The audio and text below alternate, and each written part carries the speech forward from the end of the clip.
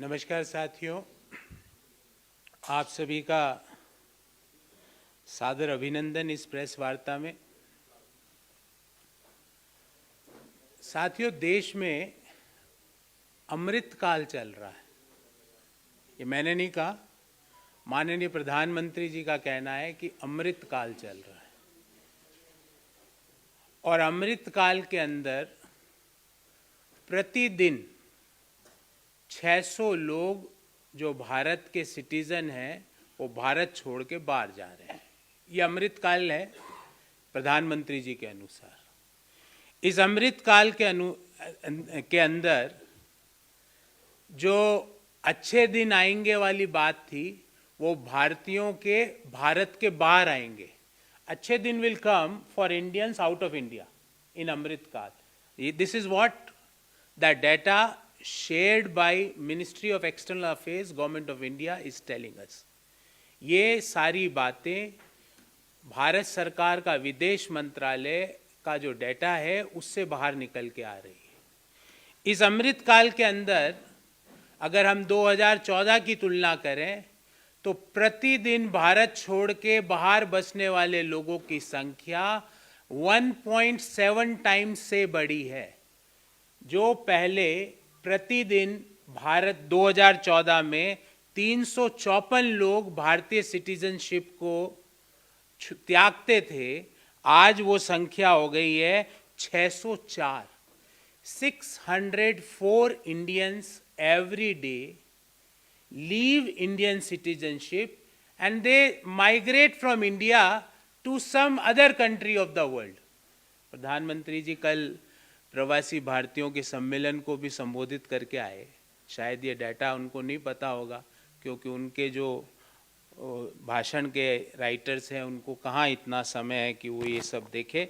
पर 604 Indians leave India every day. आज शाम को रात के 12 बजे तक 604 और भारतीय देश के बाहर चले जाएंगे। जो 2014 में ये संख्या थी 354, 354 थी 2014 में, 2022 में 604, मतलब 1.7 टाइम्स से ये संख्या बढ़ी है। अब सवाल ये उठता है कि बाहर जा रहे हैं तो क्या है, चले जाएं। पर आपको जान के ताज्जुब होगा कि इनमें से अधिकांश हाई नेटवर्थ इंडिविजुअल्स है। 7,000 लोग ऐसे हैं जिनकी सालाना आय 8 करोड़ रुपए से ज्यादा है। 7,000 people are those whose annual income is more than 8 crore as per the government declared returns। Bharat सरकार को दिए गए रिटर्न्स के अनुसार 7,000 लोगों की आय जो भारत छोड़ के 2022 में गए, उनकी आय 8 करोड़ से ज्यादा है। अधिकांश लोग वो हैं जो हाई नेटवर्थ इंडिविजुअल्स है, मतलब भारत से कमाया हुआ पैसा भारत में निवेश नहीं हो रहा है, वो जाके बाहर जाके निवेश हो रहा है क्योंकि अमृत काल है। अमृत काल की शायद प्रधानमंत्री जी के अनुसार यही परिभाषा होगी। प्रधानमंत्री जी ने कहा था अच्छे दिन आएंगे, आए, पर भारतीयों के भारत के बाहर आए, भारतीयों के हिंदुस्तान के अंदर नहीं आए। उसके बाद ये सब तो होना ही था, और क्यों होना था उसके 6 रीजंस लेके आया हूं। 6 reasons why Indians are leaving Indian citizenship. Point number 1, लगातार बढ़ती बेरोजगारी। आपको जान के ताज्जुब होगा कि 2022 में 12 में से 9 महीनों में बेरोजगारी की दर देश में 7% से ज्यादा थी। 4 महीनों में बेरोजगारी की दर 8% से ज्यादा थी।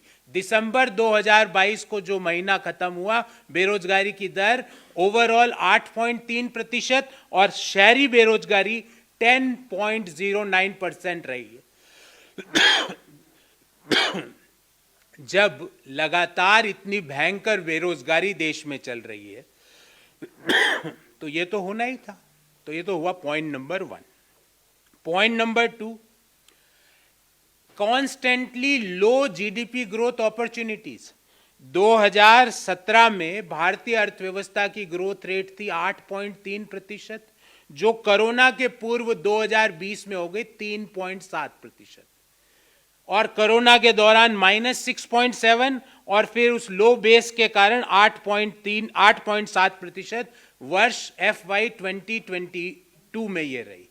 तो लगातार लो बेस ग्रोथ रेट अपॉर्चुनिटीज है, इस कारण लोग देश छोड़ के जा रहे हैं, अपना पैसा दूसरे देशों में लगा रहे हैं। हमारी जो हंसती खेलती बढ़ती हुई अर्थव्यवस्था 2017 में 8.3% से जो ग्रो कर रहे थे, और क्या हुआ था 17 में आपको याद होगा, रात को 8 बजे, आज रात 12 बजे से एक तो वो वाकया हुआ, फिर एक दूसरा वाकया, फिर आज रात 12 बजे से संसद खुलवा के बिना तैयारी के GST लगाई। तो ये जो दो भीषण बम मारे भारतीय अर्थव्यवस्था पे, उससे भारतीय अर्थव्यवस्था 8.7% से 3.7% आ गई और कोरोना के दौरान माइनस में चली गई, और फिर लो बेस के कारण वित्तीय वर्ष 2022 में ये 8.7% से ग्रो गई। तो पहला तो कंसिस्टेंट हाई अनएम्प्लॉयमेंट, दूसरा लो GDP growth opportunity, point number 3। और ये आंकड़ा हम सबके लिए चिंता का विषय है, जो तीसरा पॉइंट मैं बता रहा हूं। दुनिया में सबसे ज्यादा गरीब लोग हिंदुस्तान में है, ये यूनाइटेड नेशंस का आंकड़ा है।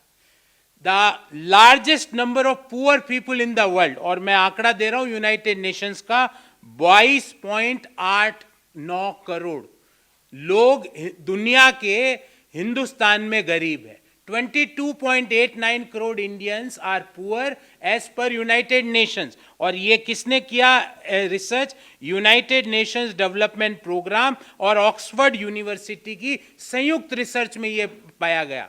इसी रिसर्च का आगे में एक्सटेंडेड वर्जन ये है कि 79% जो दुनिया में 2020 में कोरोना के दौरान गरीब हुए, उनमें से 79% भारत में हुए। तो कोरोना में जो 79% लोग गरीब हुए, उसमें 79% हिंदुस्तान में हुए। तो consistent high unemployment, low GDP growth opportunities, largest pool of poor people. Amritkaal चल रहा है, ध्यान रखना। नमस्कार, मैं हूं मानक गुप्ता। अगर आपको हमारा ये वीडियो पसंद आया हो तो इसे लाइक और शेयर जरूर करें, और हां, हमें सब्सक्राइब और फॉलो करना ना भूलें, ताकि आप देश और दुनिया की कोई खबर मिस ना करें। तो जुड़े रहिए हमारे साथ और देखते रहिए News 24।